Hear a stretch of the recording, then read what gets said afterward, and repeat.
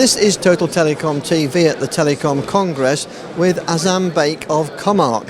Azam, thanks for talking to us today. Now, there's lots of people talking about 5G, IoT, digitisation, but at the heart of it has got to be the OSS network. Just tell us why that's more critical than ever before. Hi, Brian.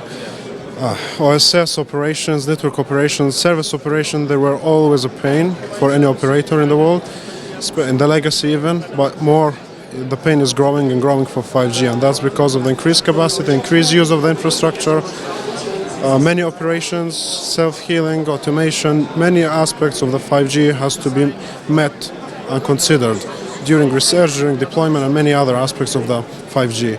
The OSS now is more crucial than before because of these reasons, because of the challenges that the 5G is bringing, how to resolve it through research, through deployment, through collaboration between different entities and companies.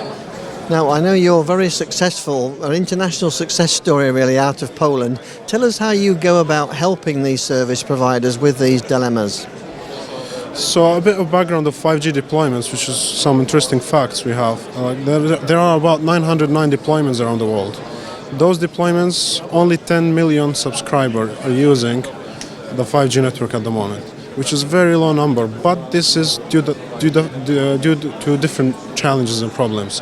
For example, one of the issues is the high price of the mobile smartphones, for example, which will be mitigated or which will be resolved with reducing the price of those mobile phones.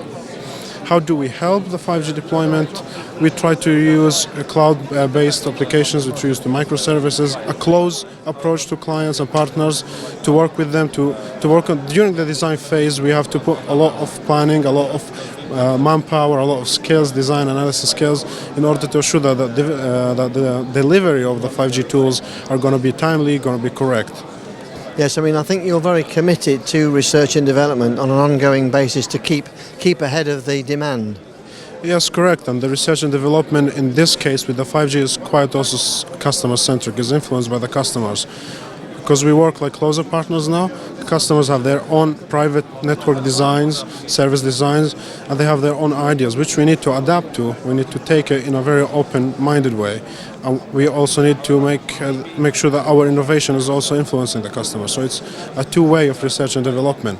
And I think this is one of the biggest, let's say, transformation in terms of the business and relationship aspects between the client and Comarch as a vendor, and maybe even other vendors. Well, it certainly seems to be working for you. Thank you very much for joining us. Thank you, Ryan. Thank you.